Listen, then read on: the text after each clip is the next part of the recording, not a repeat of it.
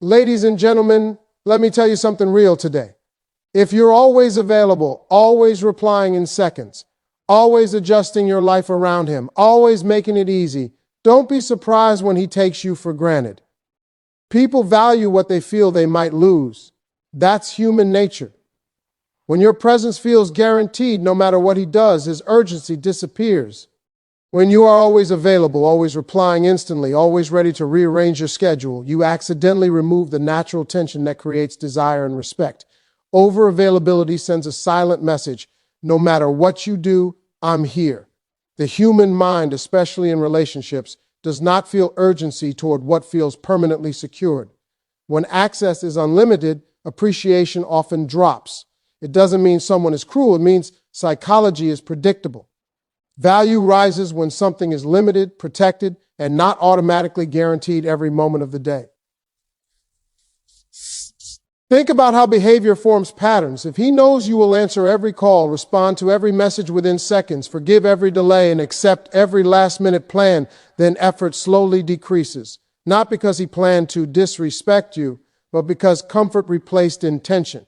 People invest more where there is a chance of missing out. When there is no gap, no pause, no uncertainty, the emotional investment can flatten. Attraction needs rhythm, presence and absence, engagement and pause, not constant emotional streaming. Over-availability also drains your personal power. You begin reacting instead of choosing. Your day starts revolving around notifications, your mood around response times, your attention around his availability instead of your priorities. This shifts the balance. Instead of being two full individuals meeting in the middle, one person becomes orbiting energy while the other becomes the center. That imbalance quietly changes how you are perceived and how you feel about yourself. Slowing your responses and protecting your time is not manipulation, it is boundary setting. It shows you have a structured life, responsibilities, interests, and self-respect. When your time is treated as valuable by you first, others learn to treat it the same way. Delayed responses, thoughtful scheduling, and selective availability communicate stability and confidence. It tells him you are interested but not dependent, engaged but not consumed. Emotional pacing also improves conversation quality. When every message is instant, communication becomes casual and careless. When responses are measured, conversations become more intentional and meaningful. Anticipation builds, attention sharpens. Words carry more weight. Interaction turns from constant chatter into chosen connection. Creating real distance is not about punishment, games, or emotional coldness. It is about allowing space for awareness to grow. When you are constantly present, constantly explaining, constantly trying to maintain emotional contact, you leave no room for the other person to process your value on their own. The mind needs contrast to recognize importance. When interaction is nonstop, it becomes background noise. When interaction pauses, it becomes a signal. Distance turns what was routine into something noticeable. Silence has a psychological effect that words cannot match. When your messages stop, your check-ins disappear, and your emotional availability pulls back, the pattern breaks. The brain immediately tries to understand the change. He starts asking internal questions. Why is it quiet? What shifted? What is she focusing on now? Is someone else getting that attention? This is not manipulation when it comes from self-respect and emotional control. It is simply removing overexposure and allowing natural curiosity to activate. Real distance must be behavioral, not theatrical. Posting indirect messages, trying to trigger jealousy, or staging visibility keeps you emotionally present even if you claim distance. True space means reduced contact, reduced emotional labor, and reduced monitoring. You are not watching every status update, not reacting to every move, not looking for hidden meanings. Your energy is redirected into your own routine, your own growth, your own circle. That shift is felt even if nothing is announced. Distance also interrupts emotional dependency patterns. When two people get used to constant contact, they often confuse frequency with depth. Space forces emotional self-reliance. Both sides begin to regulate their own moods instead of leaning on constant reassurance. This creates maturity instead of attachment panic. A man who experiences your absence has the opportunity to recognize how much emotional comfort your presence actually provided. Reflection rarely happens during constant conversation. It happens in quiet moments, during commutes, before sleep, in pauses between tasks, when the mind replays memories and evaluates importance. Without your constant voice filling the space, your past words echo louder. Small gestures become more meaningful in memory than they appeared in the moment. Emotional clarity grows in absence more than in argument. Distance also reveals intention. Someone who is serious will move closer when space appears. Someone who is only comfortable will remain passive. Space does not create feelings, but it exposes them. It removes the cushion of convenience and shows whether effort rises naturally or disappears completely. Focusing on self-growth changes the entire emotional dynamic of a relationship because it shifts your energy from chasing reassurance to building value. When your attention is fixed on managing his feelings, predicting his reactions, and adjusting your behavior to keep him interested, you slowly abandon your own progress. Your days become emotionally reactive instead of purpose-driven. Self-growth reverses that pattern by placing your goals, habits, health, skills, and mindset back at the center of your daily decisions. Personal growth is attractive because it signals stability and direction. When you are learning, improving, training, creating, and expanding your world, you naturally communicate that your life has movement. Movement creates magnetism. People are drawn to those who are going somewhere with intention. When a man sees that your happiness is not dependent on his constant attention, respect increases because emotional pressure decreases. He no longer feels like the sole source of your validation, and that removes hidden weight from the connection. Growth also strengthens emotional control. As you invest in discipline, waking routines, fitness, reading, spiritual grounding, professional development, your mood becomes less fragile. You stop overreacting to delayed replies and small behavior shifts because your identity is supported by multiple pillars, not just the relationship. Emotional steadiness is powerful. It communicates maturity without saying a word. It shows that connection is a choice, not a survival need. Another effect of self-G. Growth is improved standards. When you work on yourself consistently, your tolerance for low effort drops naturally, not through anger, but through clarity. You begin to recognize what aligns with your values and what wastes your time. You no longer negotiate your boundaries just to maintain attention. Your decisions become cleaner, your communication more direct, your expectations more realistic.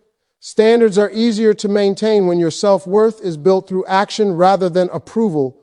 Self-growth also changes how you show up in conversations. Instead of bringing anxiety and overanalysis, you bring ideas, experiences, insights, and grounded presence. Your words carry substance because your days carry structure.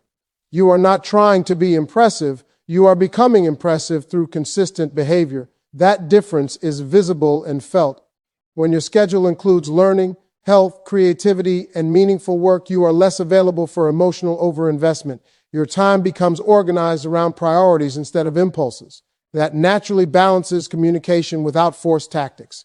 Attraction grows stronger when interest is paired with independence, when care exists alongside self-direction, when connection meets purpose-driven living. Showing emotional discipline means you do not let your impulses control your behavior when emotions rise. It is the ability to feel deeply without reacting desperately. When attraction and attachment grow, the urge to chase, to double text, to demand reassurance, and to explain yourself repeatedly can become strong. Without discipline, those impulses take over communication. You start sending messages not because they are necessary, but because anxiety is loud. Emotional discipline quiets that noise and replaces reaction with choice. No chasing does not mean acting cold or pretending not to care. It means you allow mutual effort to exist. You do not run after someone who is walking slowly toward you, and you do not drag someone who is standing still. When interest is one-sided in effort, chasing feels like love but functions like pressure. Pressure rarely creates commitment. It creates distance or compliance without desire. Discipline helps you step back and observe effort instead of trying to manufacture it. No begging is about preserving dignity under emotional stress.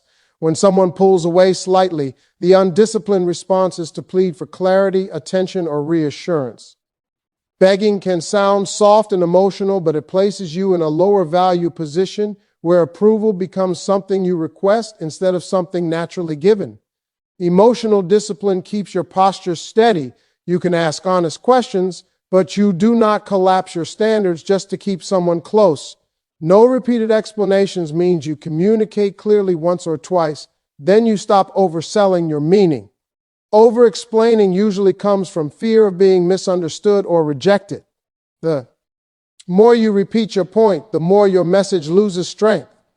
Calm, direct communication followed by silence is more powerful than long emotional paragraphs sent again and again. Discipline trusts that clarity does not need endless defense. Emotional discipline also controls timing. You do not respond in the heat of frustration. You allow emotional spikes to settle before speaking. This prevents regretful words and dramatic reactions that weaken your position. Pauses are not weakness, they are regulation. A regulated response carries weight because it is intentional. When discipline becomes consistent, your behavior becomes predictable in a healthy way. You are calm under delay, steady under uncertainty, and measured under pressure. That steadiness builds trust and respect because it shows inner control. Instead of being driven by fear of loss, your actions are driven by self-command and emotional balance. Letting him feel the risk of loss is not about threats, ultimatums, or dramatic exits. It is about removing the illusion that your presence is automatic and permanent, no matter how little effort he gives. Many connections become casual, not because feelings are weak, but because certainty is too strong. When someone believes you will stay regardless of neglect, delay, or inconsistency, the motivation to step up naturally drops. The human mind prioritizes what feels scarce and protects what feels at risk of disappearing. Risk of loss becomes real through behavior, not announcements.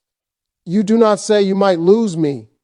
You demonstrate that your life continues strongly with or without constant validation from him. Your schedule becomes fuller. Your response is more measured. Your availability more selective. You stop rewarding low effort with high enthusiasm. The emotional return now matches the emotional investment. That contrast creates awareness without confrontation. When access to you is no longer guaranteed on demand, attention sharpens. He starts noticing response times, tone shifts, and reduced emotional supply. This does not create fear when done with calmness. It creates seriousness.